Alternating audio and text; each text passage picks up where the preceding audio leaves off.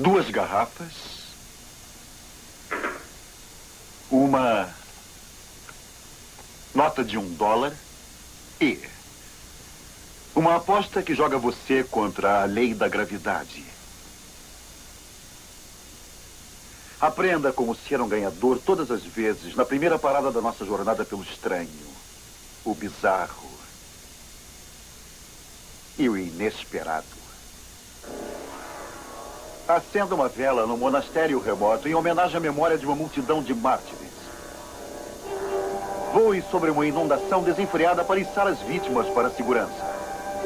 Faça bico e sopre com um homem que imita instrumentos musicais. Descubra como vagalumes machos e fêmeas conseguem se identificar no escuro. Regozije-se com os devotos de Jerusalém quando eles saúdam o milagre do fogo sagrado. Viaje por montanhas acidentadas com uma equipe aérea de resgates.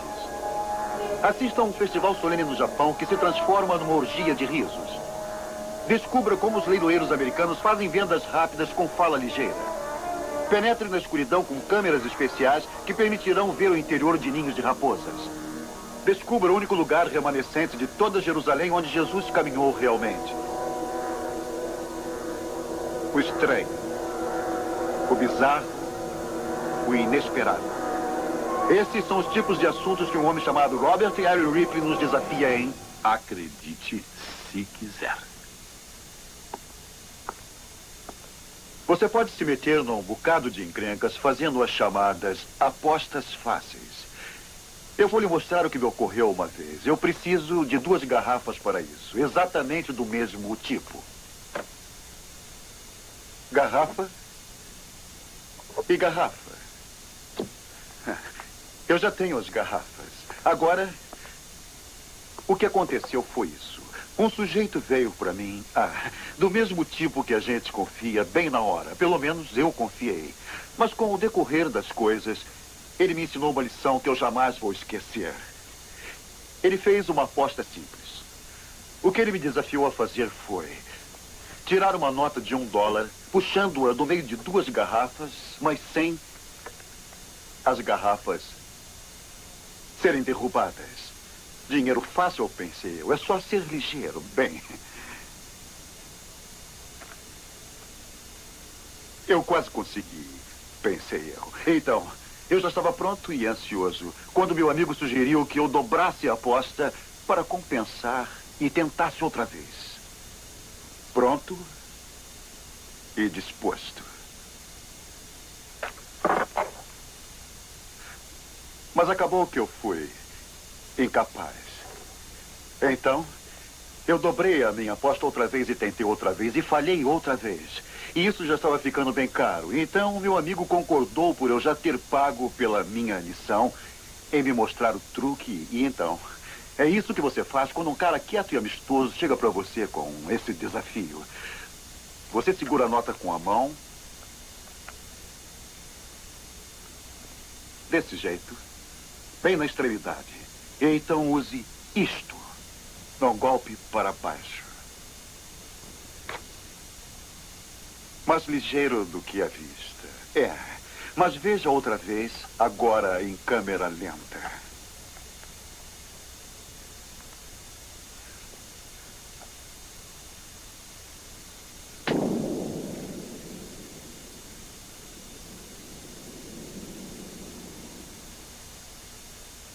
Acredite, se quiser.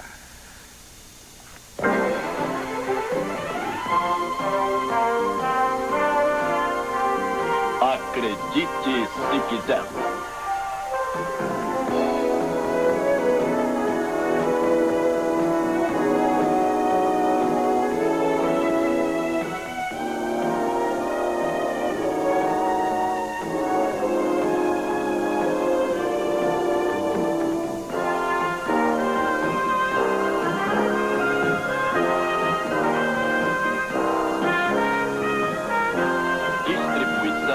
Columbia Pictures Television. Versão brasileira, Herbert Richards.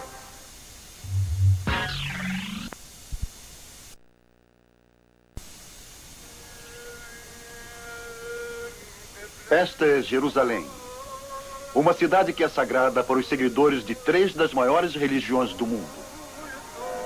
Para cristãos, judeus e muçulmanos, essas construções antigas são lembranças de uma herança comum registradas nas páginas da Bíblia.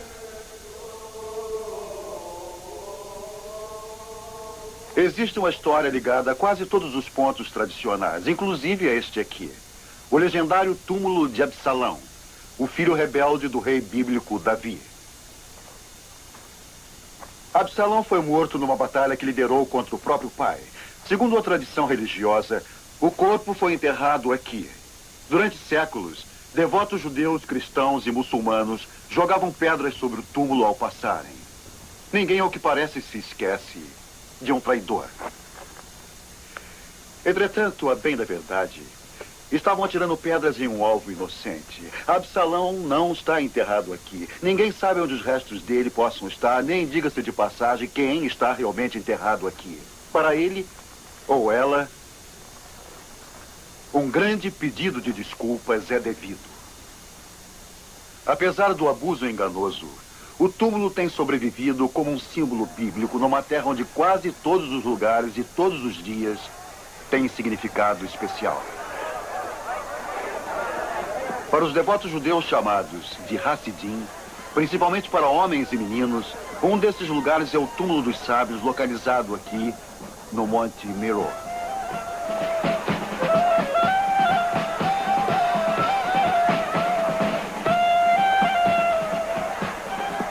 Aqui, uma vez por ano, eles se reúnem para celebrar um ritual alegre no dia conhecido para eles como Lag BaOmer.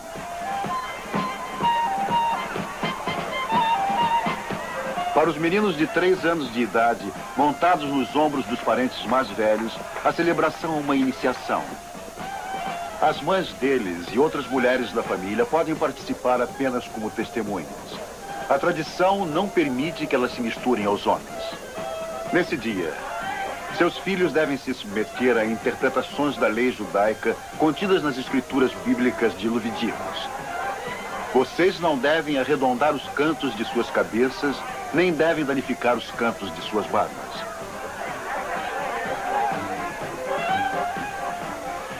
Para os meninos, será o primeiro corte de cabelo. Para alguns, é uma experiência das menos agradáveis.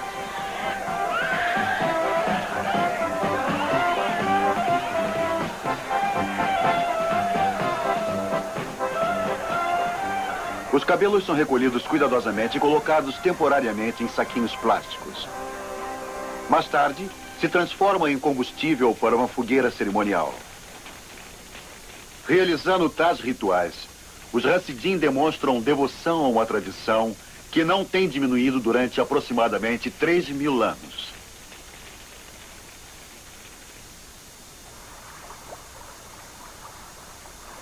Aqui, nas águas do Rio Jordão, Jesus de Nazaré foi batizado por João Batista. Para serem batizados próximos ao mesmo local, cristãos devotos vêm de todas as partes do mundo. Esses peregrinos são dos Estados Unidos. O padre é o reverendo W.V. Grant. É meu privilégio batizar vocês aqui onde João Batista batizou Jesus, onde o Espírito Santo veio para ele, em nome do Pai e do Filho e do Espírito Santo. Oh, aleluia! Aqui nas águas do Rio Jordão. Amém. Neste local de batismo, especialmente construído, os fiéis se alegram com um evento primeiramente descrito no Novo Testamento. Porque foi aqui que João Batista pregou o batismo do arrependimento para a remissão dos pecados.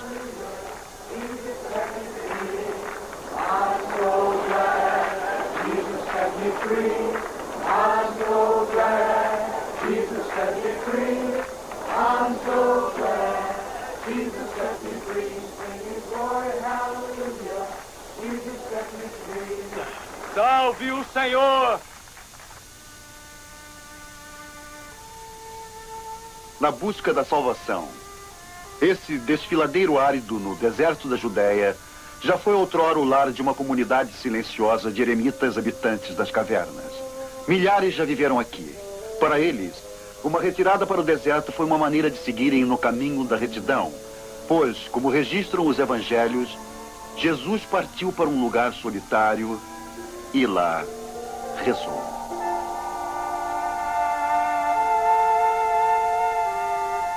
Entretanto, em sua solidão, os eremitas estavam indefesos contra os descrentes saqueadores. Para servir de santuário, um monastério fortificado foi fundado aqui por um padre dedicado de nome São Sabá. Com o tempo, a fortaleza se tornou um refúgio para os milhares de monges piedosos que estavam continuamente sofrendo ataques.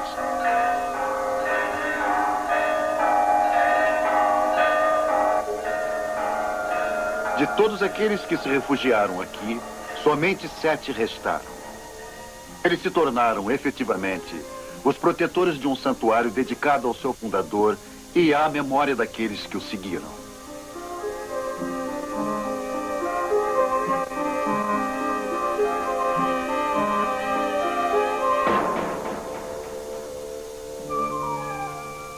Um retrato de São Sabá ocupa agora um lugar de honra acima dos crânios dos seus seguidores assassinados. Eles vieram rezar em paz, mas ao invés encontraram morte violenta. Para comemorar o sacrifício deles, os crânios de uma multidão martirizada estão expostos nos altares dessa capela. Reverentemente, eles são protegidos e preservados como lembrança de uma época negra em que a cruz tombou vítima da espada. Os invasores vieram da Pérsia e mais tarde das tribos nômades do deserto. Para eles, os monges desarmados eram presas fáceis.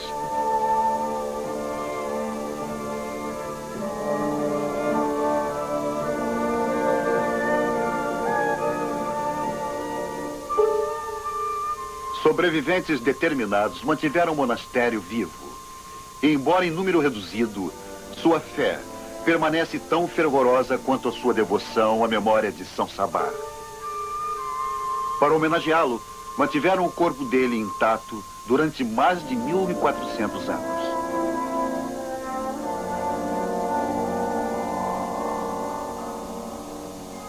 A reverência inspirada por São Sabá parece tão permanente quanto a paisagem imutável da própria Terra Santa. Aqui, o tempo parece suspenso para os peregrinos, determinados a comemorar um dos eventos maiores da história do cristianismo. Todos os anos, durante a Semana Pascal, milhares convergem para a antiga cidade de Jerusalém. Eles vêm para tomar parte numa cerimônia de recriação dos eventos que levaram à crucificação de Cristo. Ela começa com a reencenação da triunfal entrada de Cristo em Jerusalém no Domingo de Palmas. Cristãos de todas as denominações participam. As palmas são recordações simbólicas daquelas espalhadas pelo caminho percorrido por Jesus naquele dia histórico.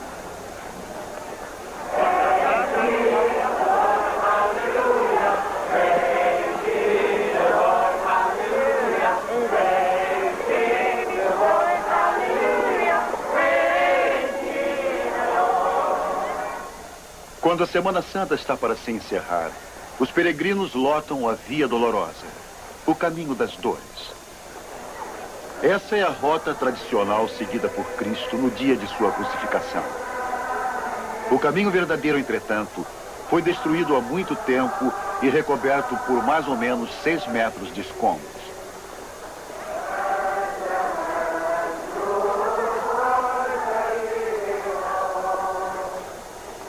A procissão termina na igreja do Santo Sepulcro, que protege o túmulo que é um dos mais sagrados de todos os locais cristãos. Os primitivos guardiães do túmulo são membros do clero ortodoxo grego. Para eles, recai a honra de oficiarem no serviço culminante da Semana Pascal, a cerimônia do fogo sagrado.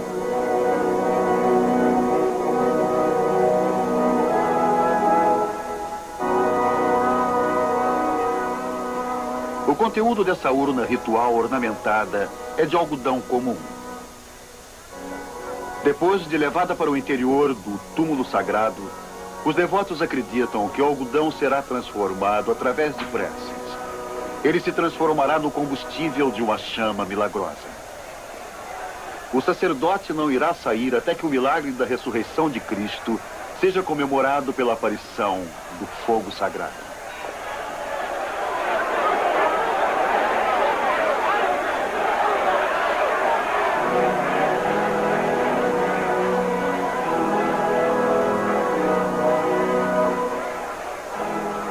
Com a luz da chama sagrada, a multidão fervorosa explode de alegria.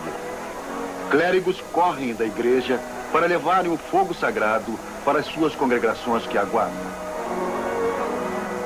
As velas que reluzem são símbolos de uma fé tão duradoura quanto a própria Jerusalém.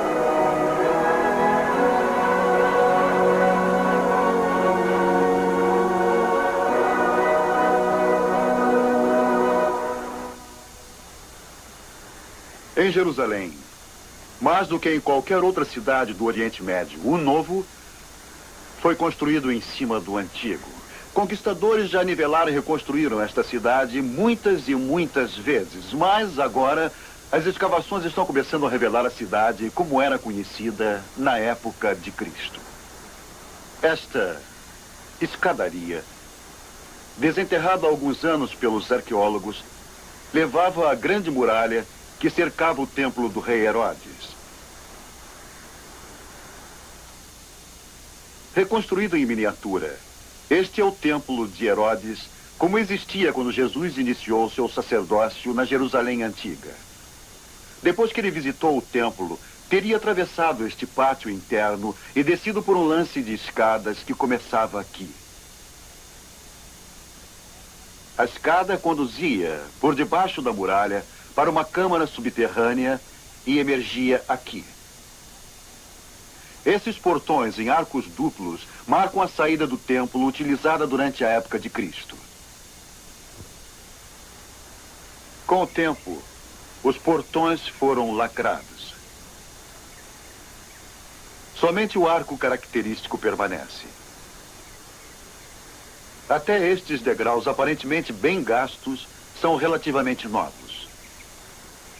Mas aqui, os arqueólogos se surpreenderam em encontrar partes da original escadaria monumental ainda intactas. Sobre estas pedras antigas, Cristo já caminhou. Ele pode ter se apoiado contra este muro, parando para falar aos seus discípulos. De toda Jerusalém, este é o único local do qual pode ser dito com absoluta certeza: ele, Jesus Cristo, andou aqui.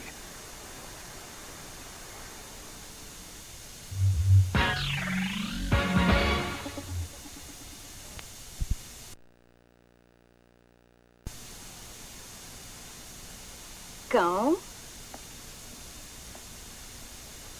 gato, cavalo, porco, core. Core? Bom, é uma maneira de se soletrar peixe se você pronunciar essas letras como em algumas palavras do inglês. Por exemplo, tough. As últimas duas letras soam como F. Death. Women. O O não tem nenhum som de O. Ele soa como I. Women. Condition. O T soa como Sh para mim. Condition. Logo, I, Sh. Juntamos todos eles e soletramos. Fish. Palavras. São um jeito de nos comunicarmos. Aprendemos a soletrar em salas de aulas assim. Aprendemos a falar ao escutarmos e imitarmos os outros, mas aceitamos sem questionar o que eu estou fazendo agora. Falar. Formar palavras, produzir sons. Poucos de nós pensam realmente na voz como instrumento, mas ela é Um dispositivo básico e flexível para se fazer barulho.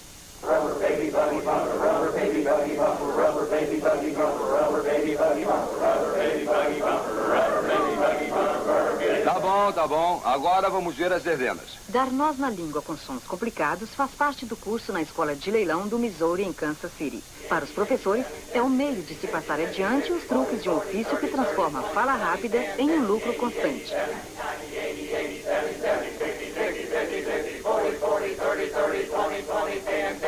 Uma das primeiras lições é de como se acertar o ritmo e mantê-lo firme.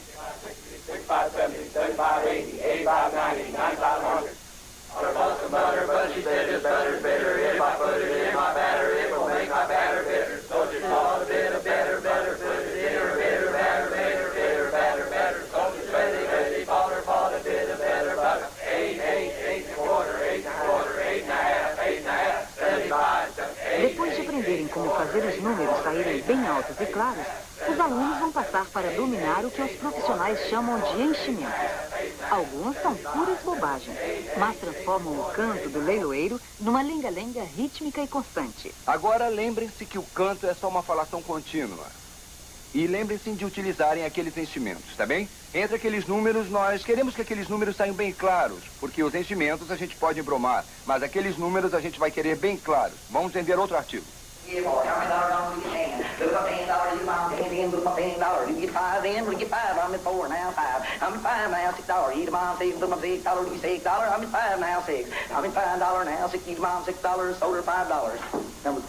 Ótimo, agora pode sentar. Escola de leilão do Missouri. Para os leiloeiros, o mercado de gado oferece oportunidades o ano inteiro para praticarem seus ofícios.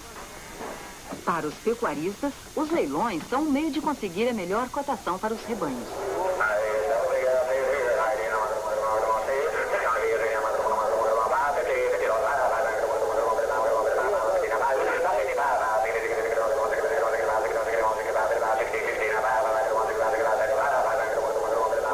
Para efetuar cada venda, o leiloeiro tem que combinar fala rápida com um olho ligeiro. Os lances são silenciosos, indicados por gestos. O leiloeiro tem que decidir se uma coçada é um lance ou simplesmente uma maneira de acabar com a coceira.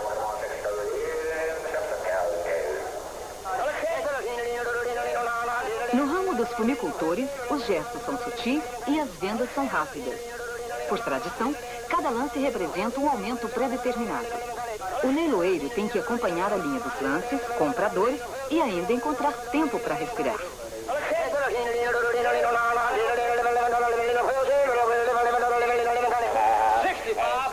Todos os leiloeiros de tabaco seguem as mesmas regras gerais, mas cada leiloeiro desenvolve um estilo individual.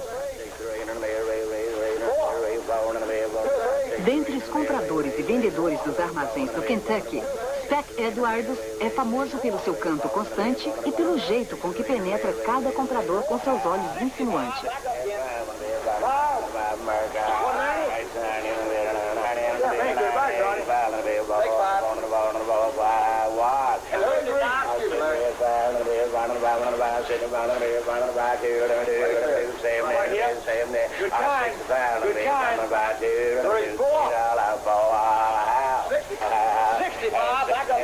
Em leilões iguais a esse, a voz humana é utilizada como ferramenta de vendas. No Japão, cerimônias incomuns algumas vezes transformam a fala em um som alegre. Na aldeia de Hoku, representantes de 21 famílias especialmente selecionadas se reúnem todos os anos. Eles vêm para participar de um ritual religioso devotado ao som da risada.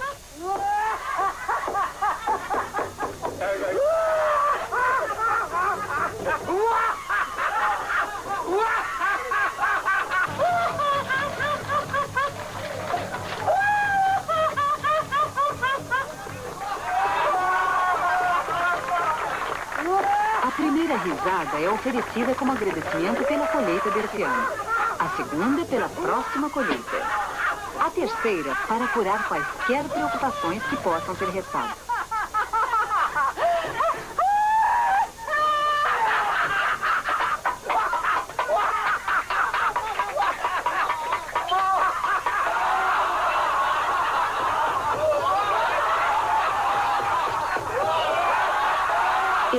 voz em gargalhadas é um meio de expressar gratidão pela boa sorte e é uma tradição de 600 anos de idade no Japão. Cidade do rock. Na Inglaterra, Vivian Fisher coloca a voz para um outro uso. De profissão, ele é um engenheiro de gravações. Por escolha, ele é uma banda de um homem só.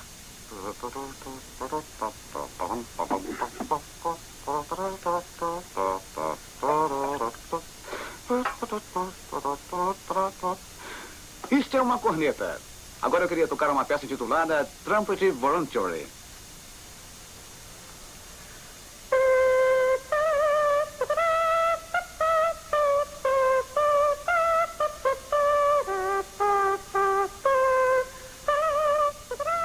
Fisher pretendia aprender realmente a tocar todos os instrumentos. Então ele descobriu que só o que tinha a fazer era fazer bico e soprar. Mudando para a trompa, uma cançãozinha alegre de Mozart que vou tocar agora.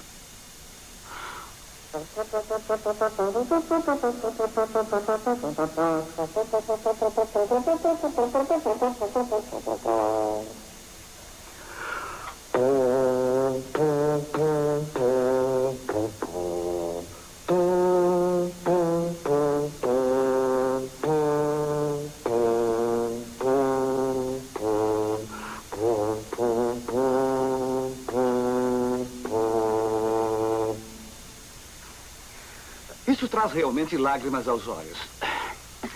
Mas é claro que uma parte indispensável de qualquer banda de metais é a bateria. E o ritmo principal vem do tambor.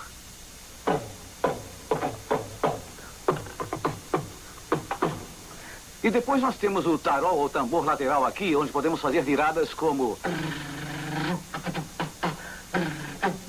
E no prato maior aqui, talvez fizéssemos uma coisa rápida e rítmica como... Então, juntando todos eles, o solo de bateria, neste caso, pode ser...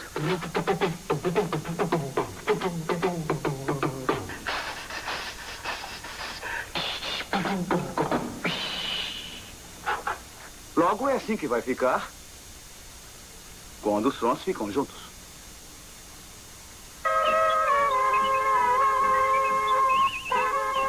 Criada por múltipla gravação, a música é a Stars and Stripes Forever. Um hino americano, e ela vem da boca de apenas um homem.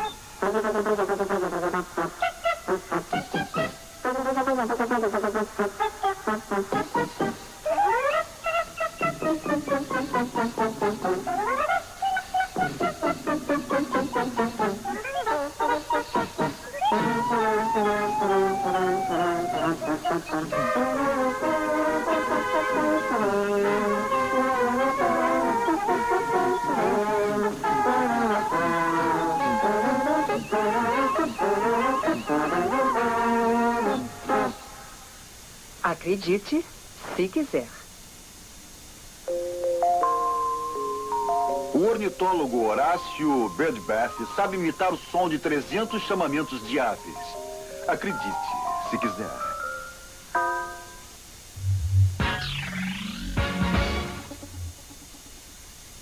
Domingo é dia de cinema no seu canal 21. 6 longas-metragens seguidos a partir do meio-dia para que seu descanso seja ainda mais divertido e relaxante.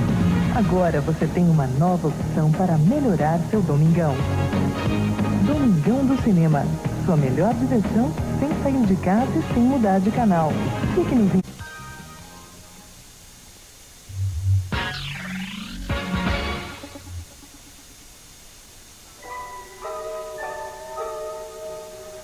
A eletrônica moderna já resolveu uma infinidade de problemas humanos, sobrepujando muitas de nossas limitações. Os computadores já multiplicaram a velocidade e a exatidão de nossas mentes. A televisão tem nos dado olhos para vermos ao redor do mundo, mas não para vermos no escuro até agora. Estes são binóculos de visão noturna fabricados por uma companhia chamada CCS, Controle de Comunicações. E por causa dela, e mais ou menos 50 anos de pesquisas, esses binóculos nos deixam fazer o que jamais pudemos fazer antes: transformar a noite em dia. Eles funcionam com o princípio da luz amplificada. Mesmo que possa aparentar uma escuridão total, alguns diminutos vestígios de luz estão quase que sempre presentes. Estes binóculos podem intensificar esse infinitésimo brilho invisível aos olhos nus com um fator de 2.500 vezes. Para provar isso, vamos colocar uma lente semelhante a esta da nossa câmera. E agora, eu vou desligar a luz.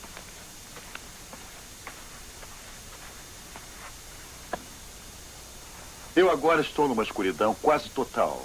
E agora vamos ligar a lente especial. Você pode me ver. Mas eu nem mesmo posso ver a minha mão diante do meu rosto. Colocando esses binóculos, entretanto, eu também serei capaz de penetrar na escuridão e a espreitar pelas sombras, onde um mundo misterioso se esconde dos olhos humanos. Na selva da Malásia, os vagalumes produzem uma demonstração de precisão espetacular. Centenas de insetos individuais lampejam com sincronismo perfeito. Um estudo mais próximo com uma câmera de visão noturna revela que os machos piscam barras duplas. E as fêmeas mostram uma única faixa. E é desse jeito que os pirilampos machos e fêmeas conseguem se encontrar no escuro.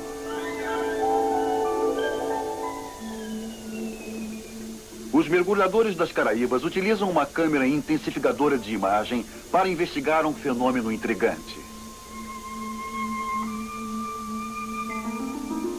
A câmera fornece uma visão ainda mais clara de uma criatura equipada fora do comum, o peixe-lanterna.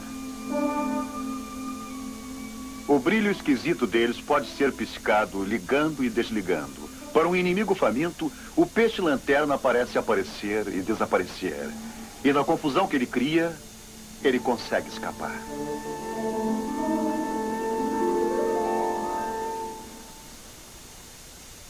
Em Bristol, na Inglaterra, os habitantes locais já estão habituados aos gritos de raposas selvagens que rondam a cidade à noite em busca de comida e de abrigo. Agora, as câmeras de infravermelho penetram na escuridão que geralmente oculta as raposas. As câmeras foram colocadas no exterior dessa mansão abandonada e dentro do porão.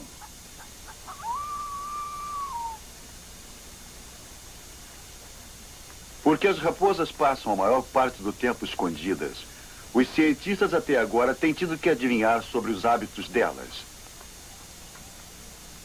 Se esse par mudar-se aí para dentro, cada detalhe da vida delas será captado pela câmera de infravermelho. Felizmente, as raposas acabam se acomodando. Elas serão assistidas não apenas pelos cientistas, como por uma plateia muitas vezes maior. Durante algumas horas todas as noites, a televisão britânica leva essa cobertura ao vivo e observar raposas é um grande sucesso.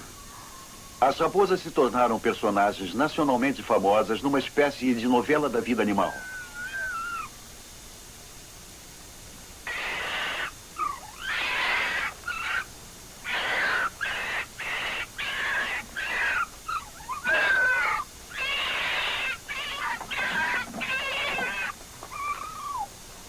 Os acontecimentos tomaram um rumo dramático, porém desconcertante.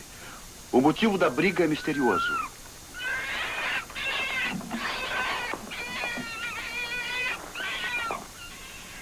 A luta termina somente quando o macho é posto para fora.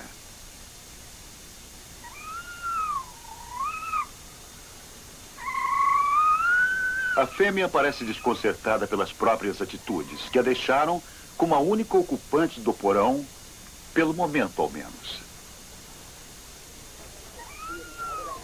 Por toda a Grã-Bretanha, as pessoas sintonizam noite após noite, imaginando se o mistério vai ser resolvido.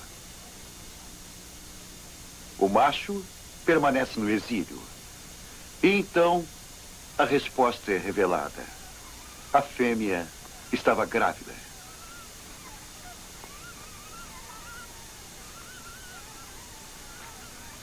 Foi como se ela não tivesse tempo para nada além dos futuros rebentos. Agora, toda a atenção dela é dedicada aos 4 filhotes.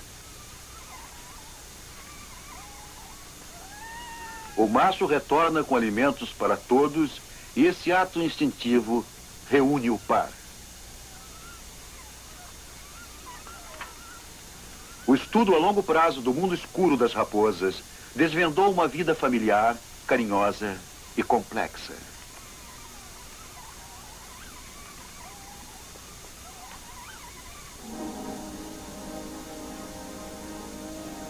Outras criaturas da noite enfrentam um perigo constante. Uma vasta caverna em Bornéu é um grotesco mundo escuro. Morcegos já vivem aqui agarrados ao teto há centenas de milhares de anos.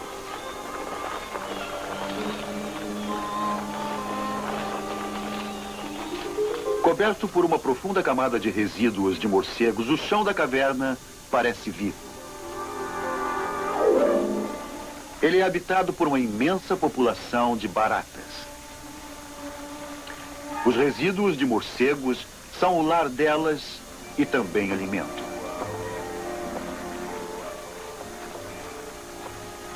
O chão da caverna pode ser mortal. Um morcego que pousar aí por um só instante está condenado.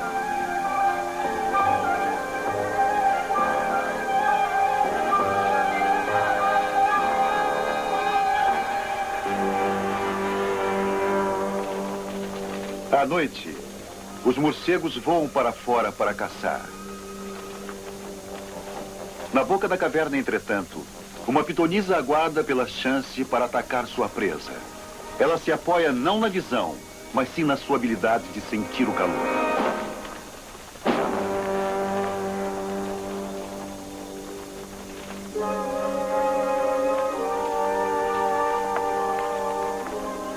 Aqui a noite é qualquer coisa menos tranquila, pacífica e serena. Acredite, se quiser.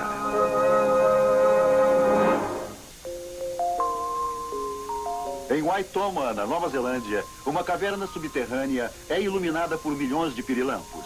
Acredite, se quiser.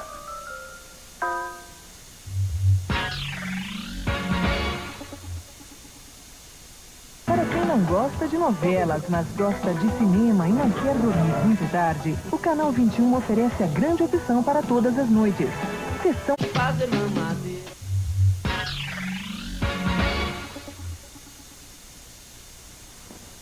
Todos os anos, mais de 40 mil americanos são mortos em acidentes automobilísticos, o que dá mais de 100 pessoas por dia. Uma visita a um lugar igual a esse, um pátio de ferro velho, dá uma ideia muito boa das forças terríveis envolvidas em um acidente. O aço pode ser esmagado, torcido e rasgado. Frequentemente, o impacto da batida impede as portas de se abrirem, prendendo as pessoas lá dentro. E se estão feridas, é vital que os socorristas as retirem o mais depressa possível. É onde uma nova ferramenta, chamada de Ferramenta de Resgate Angus, entra em ação. Ela vai ser demonstrada para nós pelos membros do Departamento Municipal de Bombeiros de Los Angeles, não é, pessoal? Ela é leve, fácil de manejar e bastante forte para abrir um carro feito uma lata de sardinhas. Um pequeno motor a gasolina aciona uma bomba hidráulica e dá a esse implemento, chamado Angus, o separador, uma força enorme.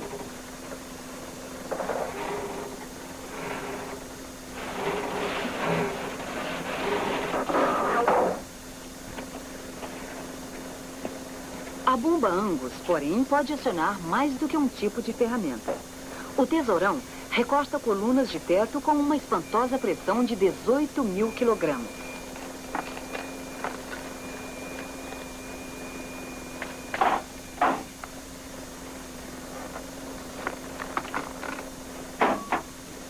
Se pessoas ficarem presas a destroços por um teto esmagado, cortar as colunas é o primeiro passo para libertá-las. Antes da Angus, um serviço de salva-vidas feito esse exigia equipamento pesado e custava tempo precioso.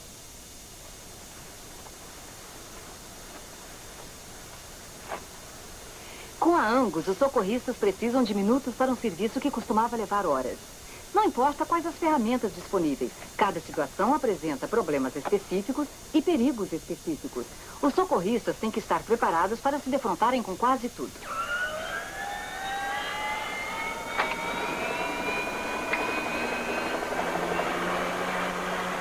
Em Phoenix, no Arizona, um helicóptero chamado Sky 12 faz a cobertura noticiosa de emergência para uma estação local de televisão.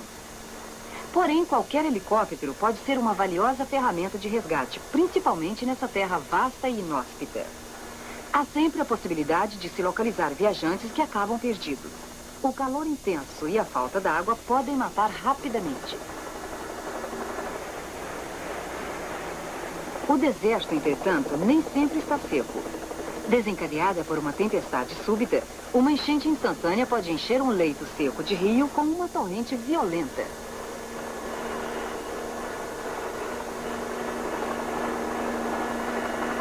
A poderosa inundação se arremessa pelo deserto sem qualquer aviso, devastando tudo que houver em seu caminho.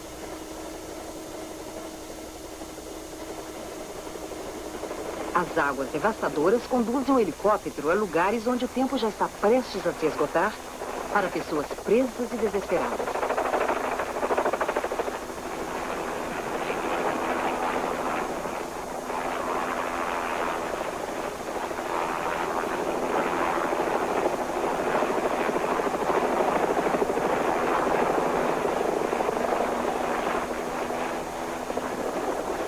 Frequentemente, e porque eles são os primeiros a chegar, a equipe noticiosa se torna a unidade de resgate.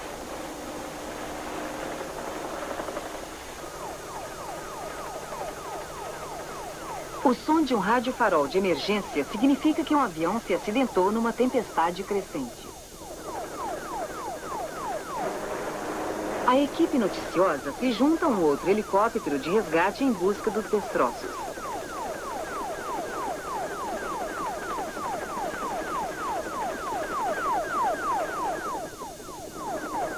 Os destroços são avistados, mas ainda não há nenhum sinal de vida.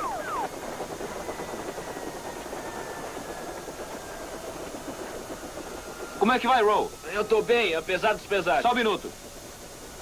Já cuidamos de vocês, tá bom? Mais depressa, hein? Como vai, amigo? Mais ou menos. Tá, aguenta um pouquinho aí, que eu tenho que pedir reforço.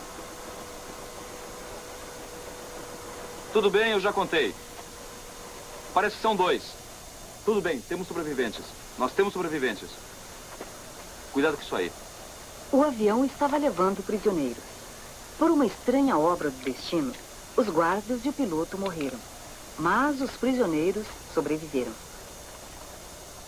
Muita calma aí, tá? Eu vou ver se arranjo chaves para as algemas e soltar vocês. Eles devem ter as chaves. As chaves não estão com eles? Escuta, eu vou precisar de máscaras, uma padiola e uma lanterna de mão. Bom, os vivos estão ao menos falando, graças a Deus. Estão lá. Escuta, é aquele cara ali primeiro que você quer, né? Eu acho melhor que aquele primeiro. Ele está se agitando e mexendo tá no legal. escuro. Tudo bem, Aí, calma. meu braço. Cuidado. Calma, Por favor. tudo bem, calma. Cuidado. Vem, deixa de costa. Já te pegamos, tá? Já te pegamos. Só ponha seu peso em cima da gente, tá legal? Isso, tenha calma. Isso, procure relaxar. Fique bem calmo. O helicóptero vai poupar as vítimas de uma longa e dolorosa retirada.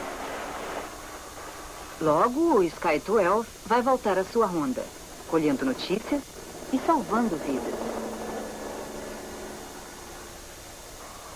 A necessidade de resgate urgente pode surgir a qualquer hora e em qualquer lugar. Perto de Chicago, noticiaristas da estação WGN estavam entre os primeiros a ajudar a puxar Terence Tanclitz das águas geladas do lago Michigan.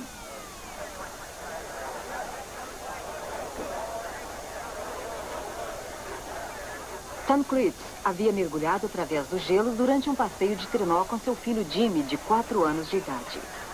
O menino ainda está desaparecido. O pai dele está a salvo agora.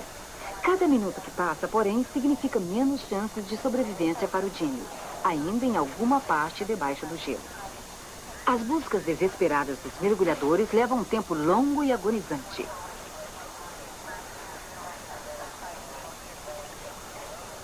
Finalmente, depois de quase 30 minutos, Jimmy é encontrado. O corpo dele parece estar sem vida.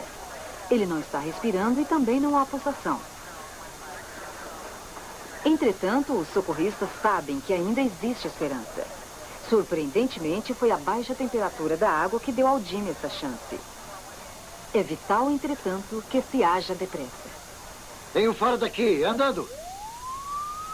Os cuidados especiais aguardando Jimmy no Hospital das Crianças existe somente por causa de um recente avanço da medicina. Jimmy Tonklitz se beneficiaria das pesquisas efetuadas em laboratórios iguais a esse da Universidade de Minnesota. Descobriu-se que a água fria desencadeia uma reação que reduz grandemente as necessidades de oxigênio do corpo. Essa reação permite que as baleias e focas permaneçam debaixo d'água durante horas sem respirar. Expor voluntários a horas de desconfortos frígidos ensinou aos cientistas que tentar restaurar a temperatura normal do corpo depressa demais pode ser fatal.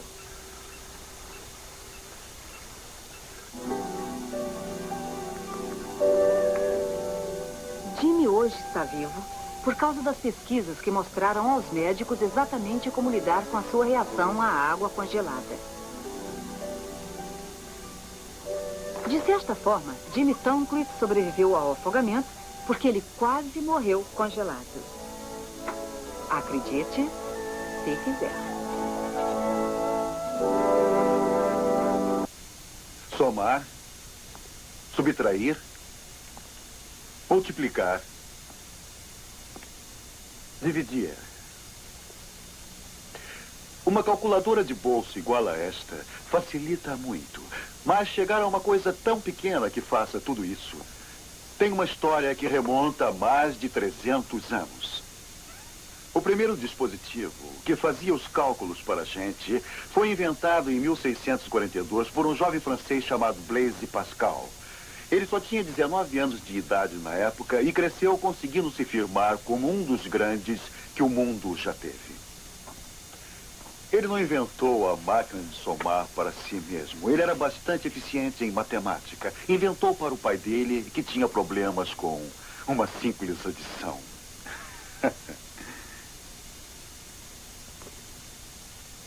O que é até compreensível é que o pai de Pascal era um cobrador de impostos. Acredite, se quiser.